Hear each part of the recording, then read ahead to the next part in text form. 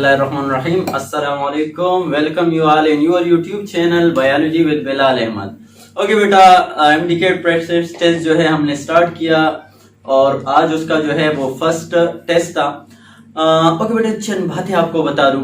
बच्चे बहुत ज्यादा कंफ्यूज है, क्या करें एमडीकेट के लिए कौन से सिलेबस को फॉलो करें, किस बुक को देखे और क्या जो है स्टडी करें। तो बेटा उन सब के इन सब सवालात के जवाबात के लिए ही मैंने ये टेस्ट जो है अनाउंस किया है कि आपका वो तमाम कंफ्यूजन इंशाल्लाह इन टेस्ट को अटेम्प्ट करने के बाद खत्म हो जाएगा। पहली बात आपको बता दूं, अगर आप सिर्फ और सिर्फ अपने ही कोर्स पर जो है वो फोकस करें, चाहे फेडरल हो आपका या चाहे केपीके वाला हो या चाहे पंजाब जो भी हो, तो बेटा अगर उन्हीं पर आप फोकस करें और कंसेप्ट अपना बिल्ड करें तो सिर्फ मैं आपको बता दूं कि सिर्फ एमडीकेट नहीं या पाकिस्तान नहीं बल्कि ऑल ओवर द वर्ल्ड जितने भी टेस्ट हैं इंशाल्लाह आप उसमें कामयाब हो सकते हैं। लेकिन हमारा मसला ये, हम अपने कोर्स को सही स्टडी नहीं करते और फिर कहते हैं कि कौन सा सिलेबस का फॉलो करें, कौन सा। अपने बुक को सही फॉलो करो बेटा, कोई और जो है आपने नहीं देखना, इसी को फॉलो करो, कंसेप्ट बनाओ, इंशाल्लाह कोई भी टेस्ट होगा कोई इशू नहीं आएगा, आसान होगा आपके लिए। सही, तो बस सिंपल ये शार्ट आपको बता दिया, you have to focus only on your course only. Okay बेटा, अच्छा तो स्टार्ट करते हैं टेस्ट डिस्कशन। बेटा इस टेस्ट में जो एमसीक्यूज थे बेटा आपने सॉल्व कर दिए होंगे, उनमें चंद कैरेक्टरिस्टिक आपको बता दूं।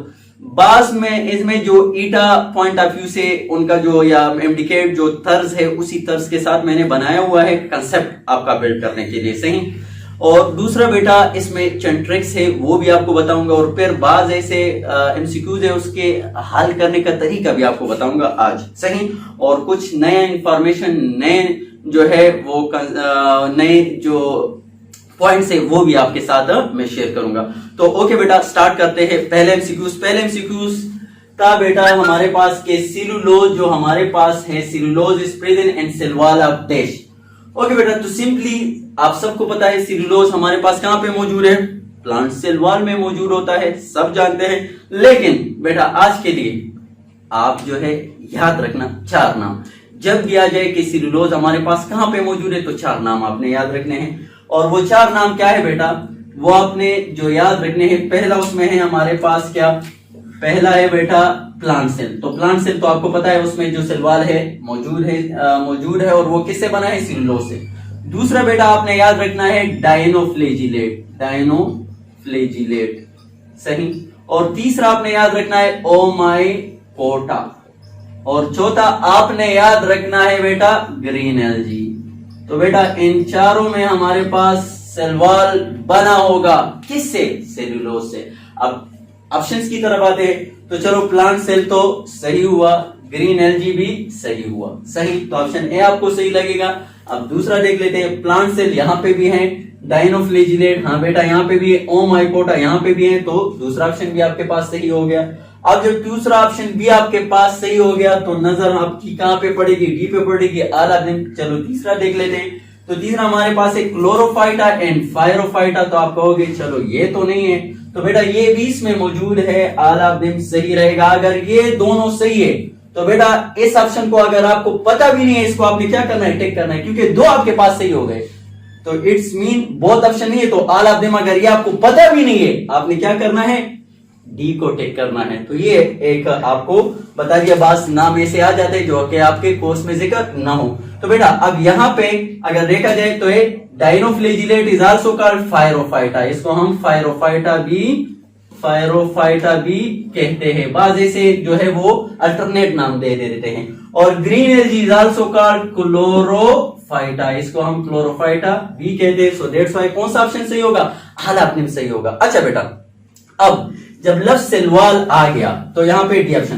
बेटा चंद और आपको बता दूं, जब लफ्ज आ जाए सेल वॉल तो बेटा सेल वॉल हमारे पास अगर आ जाए तो बेटा कहां पे मौजूद है, ये हमारे पास प्लांट सेल में भी मौजूद है। सही है सिंपली, और वो किसी सेलुलोज से बना है और इसके साथ एक और भी, और फंजाई जो है उसमें भी हमारे पास मौजूद है और बैक्टीरिया में भी हमारे पास सेल वॉल मौजूद है। डन।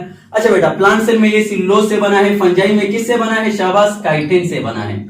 अब काइटिन का लफ्ज जब आ जाए तो दो बातें आपने यहाँ पे भी याद रखनी है कि काइटिन एक फंजाई सेल वॉल में मौजूद है, दूसरा also form exoskeleton of arthropod. ये हमारे पास एक्सोस्केलेटन ऑफ आर्थ्रोपोड्स बनाता है, सही। तो ये दो नाम आपने याद रखने हैं। अच्छा बेटा, जब बैक्टीरिया जाए तो इसमें हमारे पास किससे बना होता है? म्यूरिन से बना होता है। और murein is also called peptidoglycan. इसको हम पेप्टिडोग्लाइकेन, ये सारा मैं क्यों करवा रहा हूँ, एमसीक्यूज डिस्कस हो गया, इसको क्यों? ये भी बेटा यहाँ पे काइटिन लास्ट टाइम आया था एमसीक्यूज 2019 में, इससे हमारे पास एमसीक्यूज आया था। अच्छा बेटा, अब कोई आपसे कहे कि तमाम प्लांट में सिल्वान मौजूद है, आप कहोगे यस और नो? हाँ, तमाम प्लांट में। अब कोई आपसे कहे तमाम फंजाई में सिल्वान मौजूद है, कोई एक्सेप्शनल है? तो बेटा हाँ, तमाम में मौजूद है। इसी तरह अगर कोई आपसे कहे कि बैक्टीरिया, तमाम बैक्टीरिया में सिल्वान मौजूद है, तो आप कहोगे हाँ तमाम में, लेकिन एक्सेप्ट, और वो एक्सेप्ट आपने याद रखना है क्या है? Accept what?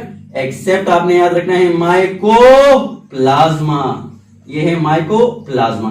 तो mycoplasma is the only bacteria which have no cell wall. अब बेटा ये सारी चीजें मैं क्यों आपको बता रहा हूं, इसीलिए ये सारा कंसेप्ट है। और ये सिर्फ आप ईटा नहीं, अगर ईटा में भी तब भी यही सारी चीजें हो गई, चाहे लाख आपके पास जो है डिफरेंट सिलेबस है। ये एमडीकेट, ये नम्स, ये जो है ऑल ओवर द वर्ल्ड जितनी भी आपके पास टेस्ट होते हैं बायो के लिहाज से और first year second year level पर, तो वहां सब में, तमाम में ये चीज जो है आपको मिलेगी। और इस लिहाज से आप हर एक एमसीक्यूज को हल कर सकते हो। तो इसीलिए you have to focus only on your concept. Okay, तो अच्छा नेक्स्ट एमसीक्यूज हल करते हैं, दैट इज ओके बेटा। तो दूसरा एमसीक्यूज हमारे पास है, increase in concentration of dash and plasma lemma increase its fluidity. Okay, ये भी जो है कंसेप्ट आपका बिल्ड करेगा अबाउट व्हाट?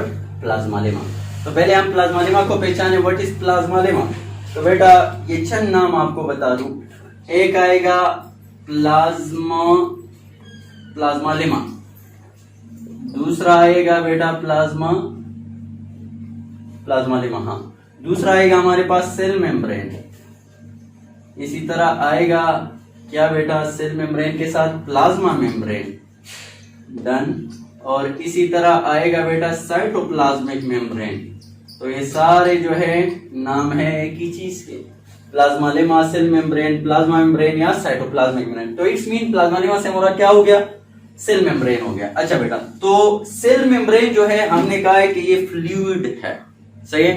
फ्लूइडिटी, सॉरी, इसमें फ्लूइडिटी है। क्या है? फ्लूइडिटी। अब जो इसमें फ्लूइडिटी है, ये फ्लूइडिटी किसकी वजह से है? तो ये आपको पता होना चाहिए। तो कोई आपसे कहे लिपिड की वजह से है, ये जो है हमारे पास प्रोटीन की वजह से है, या ये कार्बोहाइड्रेट की वजह से है, तो आपने लिपिड, प्रोटीन, कार्बोहाइड्रेट में किसको टिक करना है बेटा? लिपिड की वजह से। Done. Not due to protein, not due to carbohydrate. अच्छा बेटा, तो अब लिपिड की वजह से, अब लिपिड किससे बने होते हैं? तो बेटा लिपिड हमारे पास बने होते हैं किससे? वो बने होते हैं फैटी एसिड से। तो अब अगर फैटी एसिड है तो कौन सा फैटी एसिड? दो किस्म के फैटी एसिड होते हैं, कौन कौन से? सैचुरेटेड फैटी एसिड और unsaturated fatty acid. Saturated fatty acid जिसमें नाम acetic acid, butyric acid, caproic acid, permanent stearic acid, नाम याद करने की जरूरत नहीं, दो आपको पता होनी चाहिए। सैचुरेटेड फैटी एसिड आपके पास पल्मेटिक एसिड है, अनसैचुरेटेड आपके बुक में जिक्र है ओलिक एसिड है, वही दो आपने याद रखने। तो अच्छा, अब मैंने कहा लिपिड की वजह से इसकी फ्लूइडिटी है। अब लिपिड में सैचुरेटेड भी होते हैं, अनसैचुरेटेड फैटी है, किसकी वजह से? तो बेटा आपने याद रखना है, यहां पे हमारे पास जो ऑप्शन आएगा तो वो किसकी वजह से? अनसैचुरेटेड फैटी एसिड की वजह से। जितने भी किसी लिपिड में अनसैचुरेटेड फैटी एसिड ज्यादा होंगे, उतना ही उसमें फ्लूइडिटी जो है वो क्या होगा? वो ज्यादा होगा। सो दैट्स व्हाई कौन सा ऑप्शन हमारे पास करेक्ट होगा? बी ऑप्शन हमारे पास करेक्ट होगा। अच्छा, एक और बात आपको बता दूं, ये जो है आपके सेल मेम्ब्रेन में यहां पे जिक्र है, तो बेटा ये कंसेप्ट है। दूसरा बेटा, हाँ आपके कोर्स में जिक्र है, ये जो है कुछ टच मैंने दिया है कहां से? फेडरल से। कुछ टच जो है आपके बुक से, केपीके से, और कुछ टच जो है सेकंड ईयर के बुक से। और सेकंड ईयर में आप फिर जब चले जाओ लास्ट चैप्टर में, वहां पे हमारे पास एक लफ्ज आएगा एडाप्टेशन। एडाप्टेशन है बेटा, एडाप्टेशन। ये आप अगर चले जाओ हमारे पास एक्लाइमेटाइजेशन और एक्लाइमेशन, उसमें हमारे पास एक टॉपिक है एक्लाइमेटाइजेशन या एक्लाइमेशन, सही। तो बेटा एडाप्टेशन टुवर्ड्स द अगर यहाँ पे आ जाए सेल में, सेल जो है वो हमारे पास एडाप्टेशन करता है, तो टूवर्ड्स द, ये किसकी, towards the adaptation towards the high temperature, high temperature sorry low temperature, low temperature. अच्छा बेटा, जब भी हमारे पास टेम्परेचर क्या होगा, लो होगा, तो सेल मेम्ब्रेन में क्या चेंजेस आएंगे, तो बेटा सेल मेम्ब्रेन की जो फ्लूइडिटी होगी वो ज्यादा हो जाएगी। किसकी वजह से, लो टेम्परेचर की वजह से। जब फ्लूइडिटी ज्यादा होगी तो they will tolerate the low temperature, और हाई टेम्परेचर में इसकी फ्लूइडिटी क्या हो जाती है, कम हो जाती है। सही बेटा, तो this is one of the adaptation towards the, जब अनसैचुरेटेड फैटी एसिड ज्यादा होंगे तो ये एडाप्टेशन है किसकी तरफ, लो टेम्परेचर की तरफ। अच्छा बेटा, इसमें अक्सर फिर शेप भी आ जाते हैं। लेट सपोज ये हमारे पास ये है क्या बेटा, लेट सपोज ये हमारे पास फास्फोलिपिड, तो एक ऐसा शेप आएगा आपके पास, एक आएगा ऐसा शेप। सही है बेटा, तो ये सैचुरेटेड के लिए और ये अनसैचुरेटेड के लिए डिफरेंट शेप है। This is all about the what cell membrane. और सेल मेम्ब्रेन का मैंने आपसे कह दिया कि यहाँ पे इसको हम 2-3 नाम और भी कहते हैं, प्लाज्मा मेम्ब्रेन, साइटोप्लाज्मिक मेम्ब्रेन, प्लाज्मोलेमा। एक और बात आपको बता दूं, आपके स्केलेटन सिस्टम में मसल जो जिक्र है उसमें जिक्र है cell membrane of muscle is called sarcolemma, sarcolemma उसको भी कहते हैं। तो ये लेमा लेमा लफ्ज जहां पे भी आ जाए it's mean membrane. Okay next. Okay बेटा, तो अब यहाँ पे जो है थर्ड एमसीक्यूज है, combination of 50s and 30s subunit of ribosome is found in the cell of dash. फिर चलो पहले इसको डिस्कस कर लेते हैं, फिर यहाँ पे ऑप्शन की तरफ आ जाते हैं। तो बेटा जब भी आ जाए राइबोसोम, राइबोसोम, तो बेटा राइबोसोम हमारे पास दो किस्म का है, एक को हम कहते हैं 80s और दूसरा है हमारे पास 70s। डन। अच्छा बेटा 80s और 70s, फिर उसके बाद जो है अब यहाँ पे 80s को अगर हम देख लें तो बेटा कोई आपसे कहे ये कहां पे मौजूद है बेटा, तो आपने कहना है यूकेरियोटिक सेल में। सही। और कोई आपसे कहे 70s कहां पे मौजूद है, तो आपको बता देता हूं अभी, और आप वैसे भी जानते हो बेटा किस में है, प्रोकैरियोटिक सेल में। डन। अच्छा बेटा फिर 70s को अगर आप 80s को आप अगर देखो तो इसके दो सब यूनिट है, एक लार्ज सब यूनिट, एक small subunit. As you know large subunit जो है वो क्या है बेटा, तो वो है हमारे पास 60s और दूसरा है हमारे पास 40s। डन। और इसमें भी एक लार्ज है और एक स्मॉल है। लार्ज हमारे पास यहाँ पे है 50 और ये है 30s। तो अब 50 और 30s इसमें एमसीक्यूज में जिक्र है 50 और 30s, तो इट्स मीन 70s की बात हो रही है। डन। अच्छा बेटा यहाँ पे एक बात आ जाती है, कंफ्यूजन होता है बच्चों के ये अगर 50s और 30s इस दोनों को कंबाइन किया जाए तो ये हमारे पास 80 आता है, लेकिन यहाँ पे ये 70 है। तो बेटा ये इसका कोई साइज नहीं है, बल्कि ये इसका जो है एसएमआर सेंट्रीफ्यूगेशन है, जो रेट है कि स्पीड के साथ ये नीचे बैठता है, ये वो है। सही है बेटा। तो अक्सर इसमें जो है बात बच्चे गलत हो जाते हैं और वो कहते हैं नहीं ये जो है अकेला जब होते हैं, लेट्स सपोज ये दो सब यूनिट है तो अकेले ये ऐसे होते हैं जब इसमें थोड़ा स्पेस होता है, उस स्पेस की वजह से इसकी साइज जो है वो क्या हो जाती है, वो कम हो जाती है। तो इसीलिए अकेले फॉर एग्जाम्पल ये 30 है, ये 50 है, और फिर उसके साथ जब स्पेस दरमियान में खत्म हो जाती है तो ये क्या हो जाता है 70 है, इस वजह से कम हो जाता है। लेकिन ये किस्सा नहीं है, बल्कि ये इसमें क्या है बेटा, ये इसका साइज नहीं है। साइज तो हमें पता है इसका कितना है बेटा, साइज के लिहाज से इसका आपको बता दूं वो क्या है बेटा 20 नैनोमीटर है। ये इसका सेडिमेंटेशन रेट है जो कि किसने मालूम किया था, स्वेटबर्ग ने मालूम किया था। अच्छा बेटा तो बात आ गई अब एमसीक्यूज की तरफ। तो यहाँ पे 30 और 50 ये दोनों मिलाकर 70s।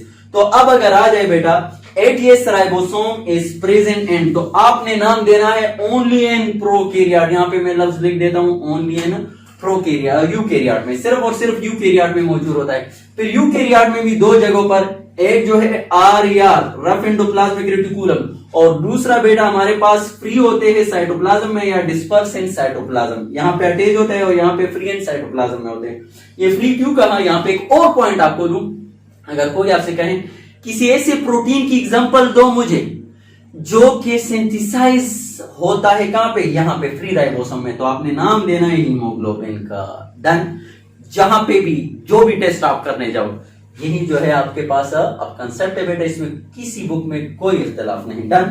अच्छा बेटा प्रोकैरियोट जो है अब यहाँ पे आ जाए कि 70s में हमारे पास कौन सा हमारे पास मौजूद है, तो आप कहोगे 70s, लेकिन याद रखना 70s भी और प्रोकैरियोट भी और यूकैरियोट में भी ये मौजूद है। अच्छा कैसे? तो यूकैरियोट में कहां पे? माइटोकॉन्ड्रिया में और क्लोरोप्लास्ट में। और आपने तो पढ़ा है कि माइटोकॉन्ड्रिया और क्लोरोप्लास्ट क्या है? They are consider as a bacteria. ये बैक्टीरिया थे जो कि अंदर आ गए, अब यहाँ पे रहने लगे।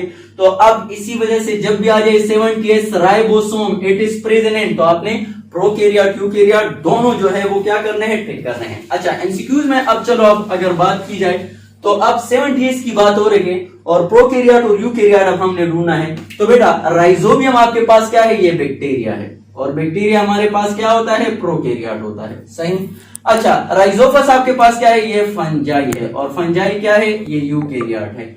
वोल्वक्स आपके पास क्या है? एल्गी है और एल्गी भी क्या है? यूकैरियोट है। तो इसीलिए कौन सा अब 70s इज प्रेजेंट, तो आल हमारे पास करेक्ट होगा। डन। ओके बेटा this is all about the 50s and 70s ribosome. Next जो है वो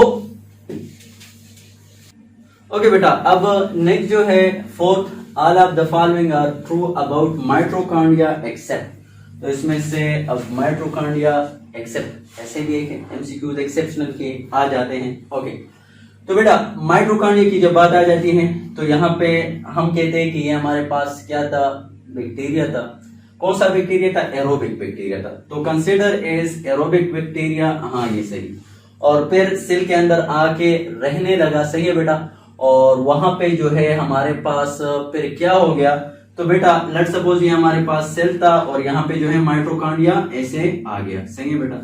अब माइटोकॉन्ड्रिया जब यहाँ पे आ गया तो दूसरी बात आपको बता दूं बेटा, ये इसका सिंगल मेम्ब्रेन था और यहाँ पे फिर यूकैरियोट की तरफ से भी इसको एक मेम्ब्रेन मिला आउटर, तो ये डबल मेम्ब्रेन हो गया।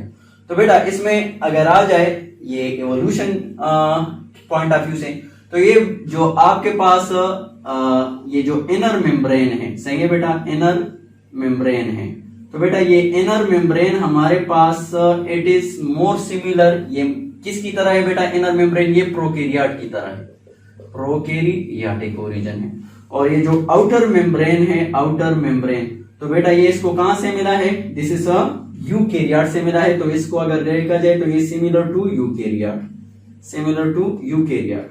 यूकैरियोटिक मेम्ब्रेन और प्रोकैरियोटिक मेम्ब्रेन में थोड़ा फर्क है। तो बेटा ये जो आउटर मेम्ब्रेन ये इसको यूकैरियोट से मिला है, इनर मेम्ब्रेन जो है ये इसको प्रोकैरियोट से मिला है। तो अब यहाँ पे इट्स पहले अगर देखा जाए its membrane is more similar, its membrane, कौन सा मेम्ब्रेन बेटा? Its membrane is more similar to eukaryote, its inner membrane is more similar to, यहाँ पे मैंने इनर, तो इट्स इनर मेम्ब्रेन एमसीक्यूज में जिक्र है, its inner membrane is more similar to eukaryote. तो अब यहाँ पे इनर मेम्ब्रेन की बात हो रही है कि वो मोर सिमिलर टू यूकैरियोट है, लेकिन नहीं बेटा वो मोर सिमिलर टू प्रोकैरियोट, तो इट्स मीन ये एक्सेप्शनल है। दूसरा देखते हैं it's number decrease with ageing.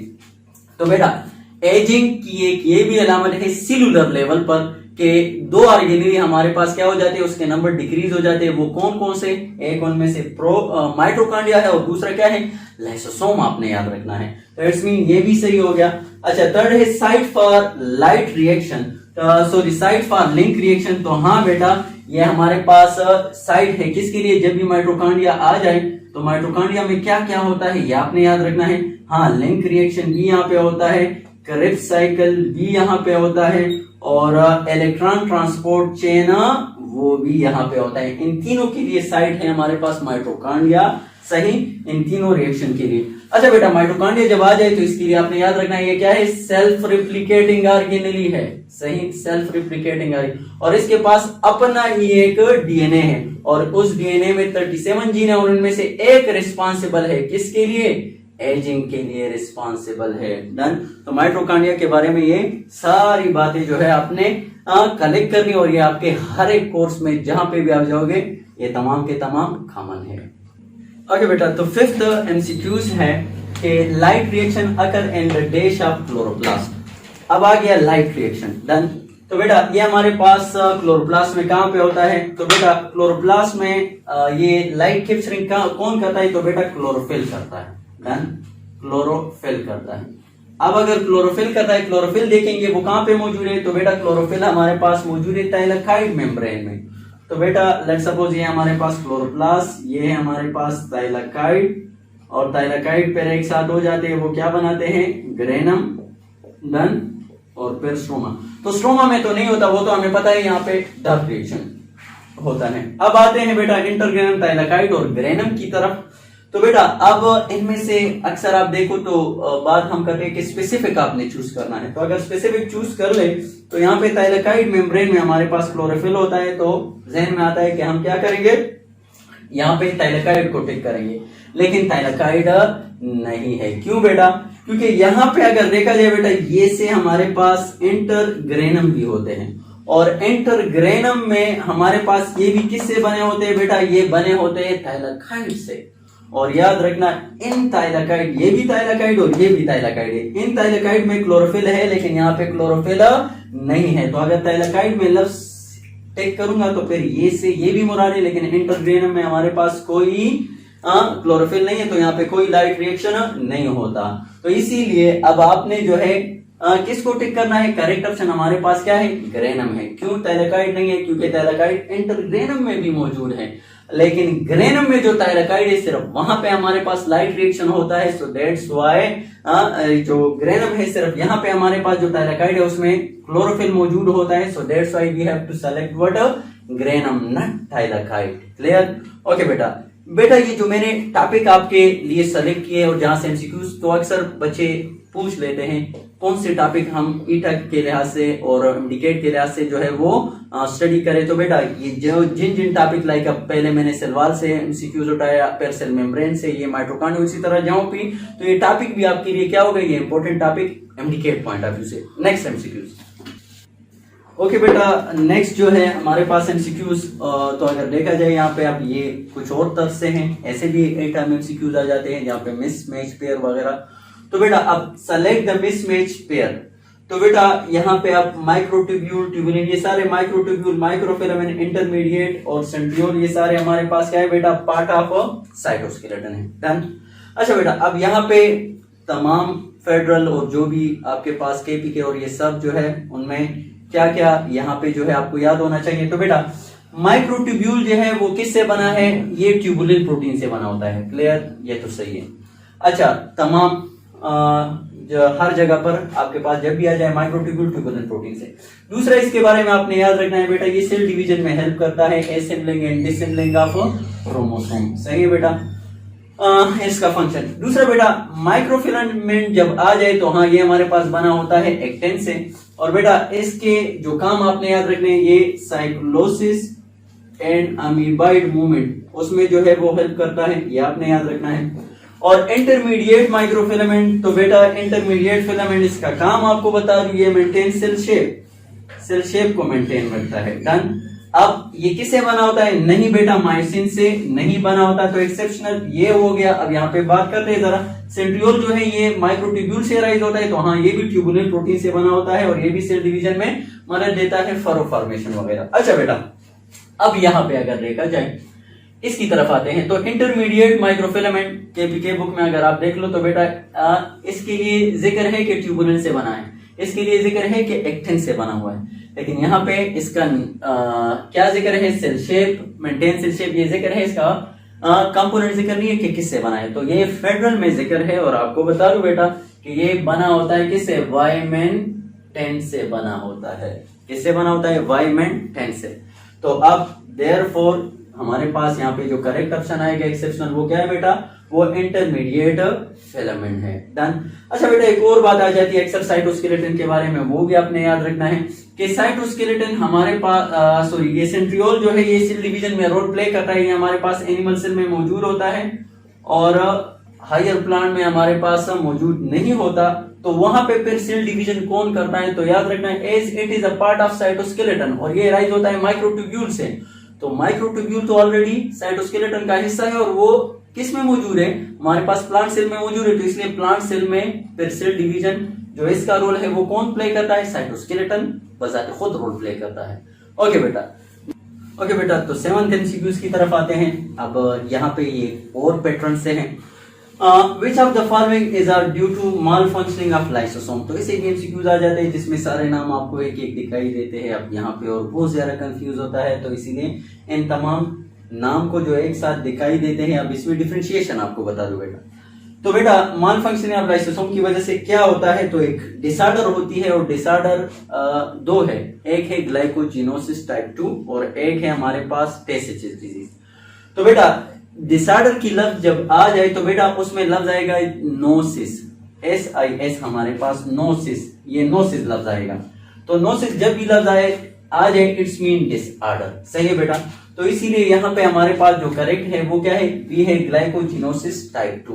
अब अगर यहाँ पे देखा जाए ग्लूकानियोजेनेसिस, ये क्या है बेटा, तो ग्लूकानियोजेनेसिस ये क्या है, ग्लाइकोजिनोलाइसिस और ग्लाइकोजेनेसिस। अब यहाँ पे अगर देखा जाए तो ये भी आपको याद होनी चाहिए, अक्सर बच्चे क्या कर लेते हैं, इस ग्लाइकोजिनोसिस टाइप 2 को की बजाय ग्लाइकोजेनेसिस और इन सबको जो है वो टिक कर लेते हैं। तो इसीलिए बेटा आपने या इसको जो है ग्लाइकोजन सिंथेसिस वगैरह वो उसका गुमान होता है कि ये भी शायद ग्लाइकोजन की सिंथेसिस है।